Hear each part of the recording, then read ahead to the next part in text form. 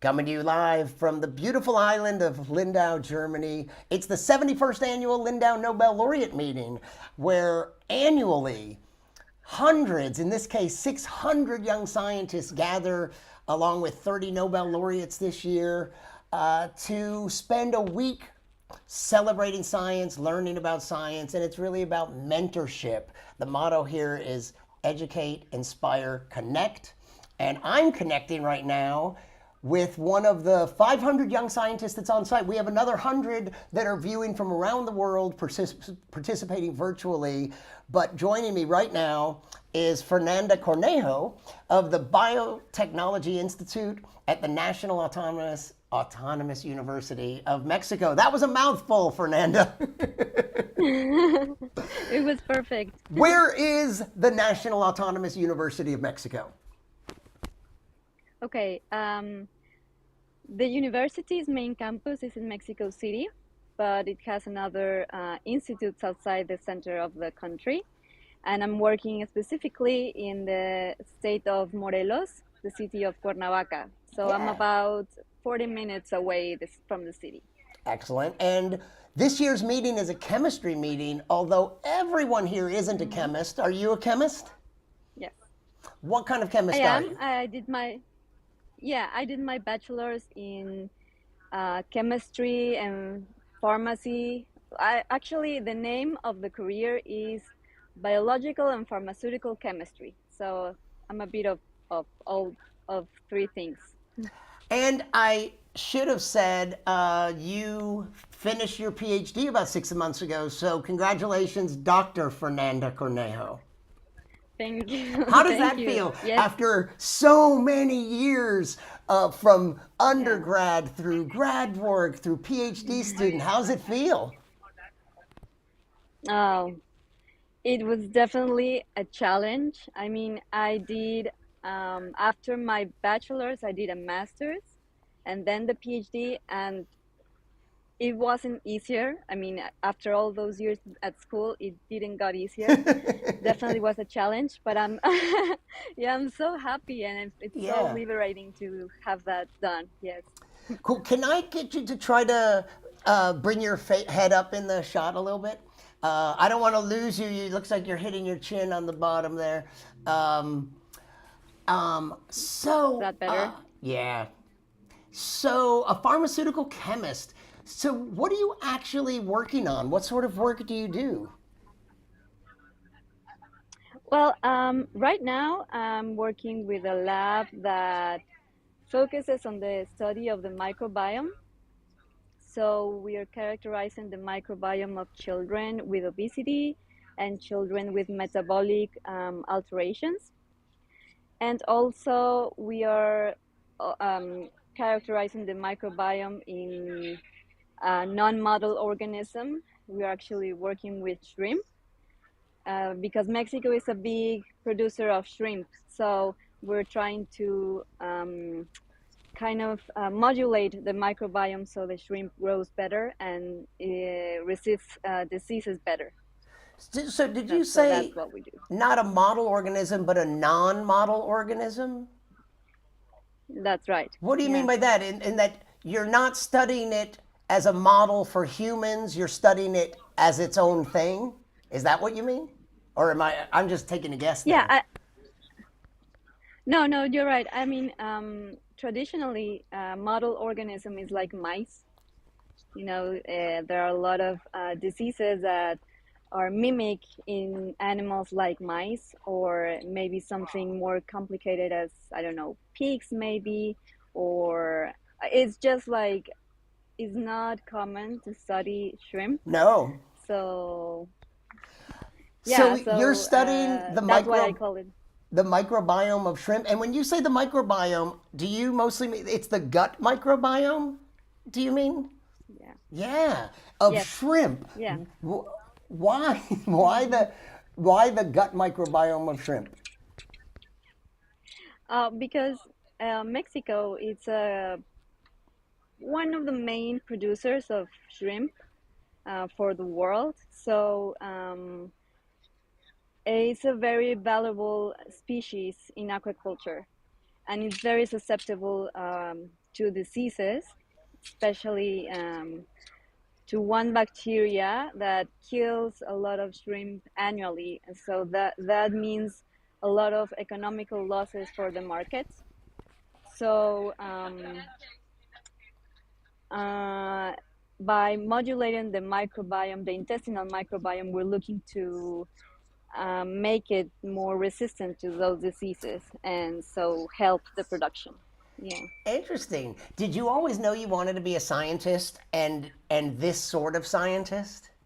What got you interested in science? Uh, I think I always was, I mean, I've always been very curious about learning different things. And also, my parents are biomedical engineers. So I think I had um, that lifestyle. Like I was aware of that lifestyle and that you could live out of research, right? So I always loved biology. So it was kind of a easy thing to do and to decide to do research. Yeah, and you've come a long way. And so here you are at the 71st annual Lindau Nobel Laureate Meeting. Tell me how you got here. Had you heard of the meeting? How did you end up invited and being here in 2022? Actually, it was because of a friend who came to this meeting in 2017. So he told me about it, how much he enjoyed it, and he said, "You must come also to the meeting. You're gonna love it." So he sent me the all the how you say it. I mean, he just encouraged me every year to do it. And this year that I finished my PhD, I said, okay, I think I have a chance to actually get selected. So I did it. Yeah. Excellent, and here you are. Was he right? That so we're 4 days into a 5 day meeting, basically. Was he right? Are you enjoying it? Oh, I may have lost you. You froze up a little there. I'm not sure if you can hear me, but I'll give you a moment to see if we can make the connection. It's a little challenging sometimes to get a connection either on your cellular or on the Wi-Fi when there's this many people using it. I wonder if you'll be able to reconnect, and if I disconnect you, if you'll be forced to reconnect. We'll see if we can get her back. We'll wait a moment. But, here she comes. Let's see. Ooh, see if she shows up. I'm getting a blank image from her, which maybe that is what you're seeing as well. Oop, and she slipped away. So yeah, this is one of the challenges. I'm quarantined in a hotel room because I got a positive COVID test. I'm hoping to get a negative test a little later today, and maybe I can join the meeting for the final day. But I've been doing interviews from a hotel with this beautiful view of Lindau. My wide open window at least gives me this, so it could be worse. And from here, I've been interviewing some of the young scientists from just, it's probably not even half a mile away, a quarter mile away, over by the Inselhalle, which is this great hall where most of the biggest lectures take place. There's some events and some other venues as well. I'm hoping that Fernanda tries to reconnect again.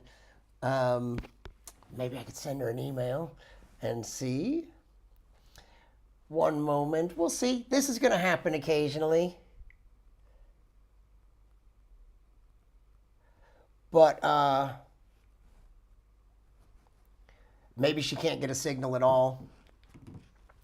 But it's challenging when people come here. I usually, because I've been working and this has been my job, I've discovered that when I come here, if I get a German SIM card, it's my best chance of having good bandwidth when I usually run around and use my phone to do these interviews. I'm really lucky that the hotel here has fabulous Wi-Fi, apparently, because I've been able to do this really smoothly. thanks to the Ratstuben Hotel here in Lindau. And they've been taking very good care of me since I've been stuck in this room. But for the young scientists I've been talking to, some of them have a good cellular connection, and then some of them will use the Wi-Fi just outside the building. And the problem with the Wi-Fi is there are 600 scientists, Nobel laureates, staff, volunteers, VIPs. So I don't know if we're going to hear from her again. I'd like to give her a moment, but I will tell you what's coming up if you happen to be watching this. This evening, there are a lot of traditions here at the Lindau meeting, and one of them is the Thursday night event, which is the Bavarian evening. And we are in Bavaria, in this part of southern Germany. And on the Bavarian evening, a lot of the staff and all the German attendees and laureates will dress in traditional Bavarian garb, outfits, clothing, and the attendees are encouraged to wear traditional outfits from their own cultures.